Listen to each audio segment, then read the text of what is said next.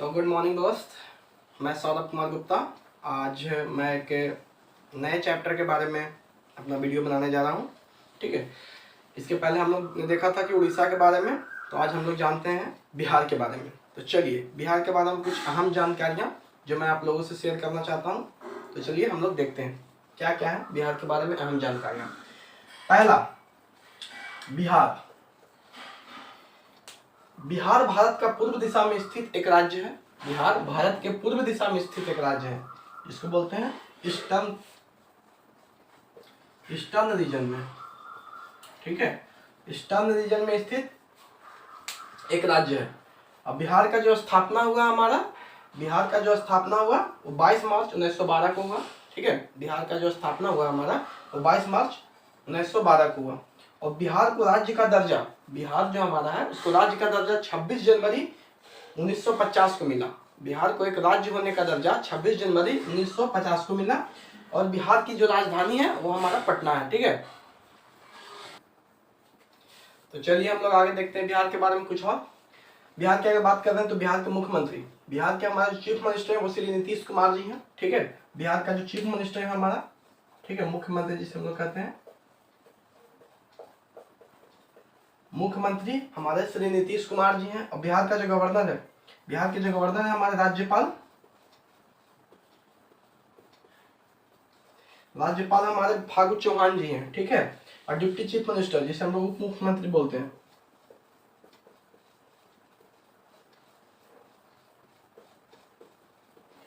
बिहार के deputy chief minister मतलब उप मुख्यमंत्री हमारे बिहार में दो हैं। पहला है रेणु देवी जी हैं और दूसरा हमारा तार किशोर प्रसाद जी हैं। ठीक है, तो चलिए आगे हम लोग देखते हैं बिहार के बारे में कुछ और अहम जानकारियां। बिहार में नंबर ऑफ डिस्ट्रिक्ट्स, बिहार में जिलों की संख्या है जो 38 जिला है। बिहार में टोटल कुल 38 जिले हैं। बिहार में कुल 38 जिले हैं। ठीक है, और बिहार विधानसभा में कुल 243 सीट है। बिहार विधानसभा में कुल 243 सीट है। सीटों की संख्या बिहार विधानसभा में है जो 243 है। और बिहार के राज्यसभा में, बिहार के लिए जो राज्यसभा में सीटों की संख्या है वो 16 सीट है। ठीक है, इसको ध्यान दीजिएगा, 16। और बिहार के लिए जो लोकसभा में सीट है उसमें 40 सीट है। ठीक है, इसको लोकसभा में सीट कहने का मतलब बिहार में कुल एमपी मेंबर ऑफ पार्लियामेंट की संख्या, एमपी के लिए ये सीट एमपी के लिए होता है। ठीक है, तो इसके कुल 40 सीट है। और बिहार राज्य का सबसे बड़ा शहर, जो बिहार राज्य है उसका सबसे बड़ा जो शहर है वो हमारा पटना है। बिहार राज्य का सबसे बड़ा शहर कौन सा है? वो पटना है। तो चलिए आगे हम लोग बात करते हैं बिहार के बारे में कुछ और अहम जानकारियों के बारे में।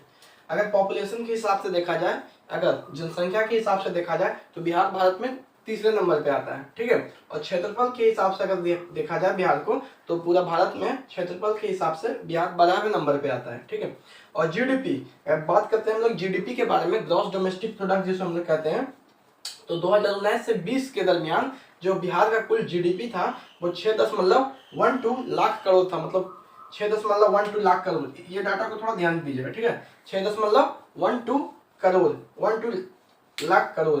लिटरेसी रेट, अगर लिटरेसी रेट की बात करेंगे मतलब साक्षरता, कितने लोग हैं मतलब साक्षर हैं, 100 में कितने लोग पढ़े लिखे हैं, तो लिटरेसी रेट के मामले में बिहार 63.82% लिटरेसी रेट है बिहार का हमारा। ठीक है, चलिए अब हम लोग देखते हैं बिहार के बारे में कुछ और अहम जानकारी। अगर बात करें हम लोग आधिकारिक भाषा, बिहार का जो आधिकारिक भाषा है वो हमारा हिंदी है। बिहार का जो आधिकारिक भाषा है हमारा क्या है? हिंदी है। इसको ध्यान से देखिएगा। ठीक है, ऐसे तो बोली जाती है बहुत सारी क्षेत्रीय भाषा है, लेकिन जो आधिकारिक भाषा है वो हिंदी है। और बिहार का जो राजकीय, बिहार का बहुत सारे राज्य के, जैसे भारत का राष्ट्रीय फल फूल होता है उसी तरह से बिहार का भी राजकीय गान है। तो बिहार की अगर राजकीय गान का बात करें तो मेरे भारत के कंठहार जो है वो बिहार का क्या है? राजकीय गान है। ठीक है, अगर राजकीय पेड़ की बात करें, बिहार का राजकीय पेड़ वो पीपल ट्री को कहा जाता है। ठीक है, और बिहार का राजकीय राजकीय पशु जो है गौर है, जिसको मिथुन भी कहते हैं। ठीक है, मिथुन। और बिहार का जो राजकीय पक्षी है, जो बिहार का राजकीय पक्षी है वो हमारा स्पैरो है, चिड़िया। चलिए देखते हैं बिहार के बारे में आगे कुछ और जानकारियां। अगर राजकीय फूल की बात करें, बिहार का राजकीय फूल जो होता है वो कचनार का फूल होता है। ठीक है, वो किस चीज का फूल होता है? कचनार का फूल। बिहार का राजकीय फूल होता है कचनार का फूल। अब बिहार के 3 प्रमुख कल्चरल क्षेत्र मतलब सांस्कृतिक क्षेत्र हैं। बिहार के 3 कौन से हैं? कल्चरल क्षेत्र, सांस्कृतिक क्षेत्र जो है बिहार के 3। पहला है मगध क्षेत्र। मगध क्षेत्र एक सांस्कृतिक क्षेत्र में आता है। दूसरा है मिथिला क्षेत्र और तीसरा हमारा हो गया भोजपुर क्षेत्र। ये तीनों क्या है? हमारा सांस्कृतिक क्षेत्र है बिहार का। तो चलिए आगे देखते हैं हम लोग बिहार के प्रसिद्ध स्थलों के बारे में। ठीक है, बिहार के प्रसिद्ध कौन कौन से स्थल हैं? तो पहला है बिहार का प्राचीन नालंदा का प्राचीन खंडर। ठीक है, नालंदा का प्राचीन खंडर है जो बहुत ही प्रसिद्ध है पूरे ऑल ओवर विश्व में, वर्ल्ड में। ठीक है, दूसरा है कैमूर जिला का माता मुंडेश्वरी टेम्पल। कैमूर जिला का माता मुंडेश्वरी टेम्पल है जो बहुत ही फेमस है। और मिथिला का मधुबनी पेंटिंग, मिथिला क्षेत्र का मधुबनी जो पेंटिंग है वो बिहार में बहुत ही प्रसिद्ध है। ठीक है, चौथा है बोध गया का महाबोधि मंदिर। बोध गया का जो महाबोधि टेम्पल है वो बिहार का बहुत ही प्रसिद्ध मंदिर है। और तो चलिए आगे देखते हैं बिहार के बारे में कुछ महत्वपूर्ण योजनाएं जो बिहार में लागू है। ठीक है, तो बिहार के कुछ मुख्य योजनाओं के बारे में हम लोग बात करते हैं। तो पहला योजना में आता है आर्थिक हल युवाओं को बल। आर्थिक हल युवाओं को बल।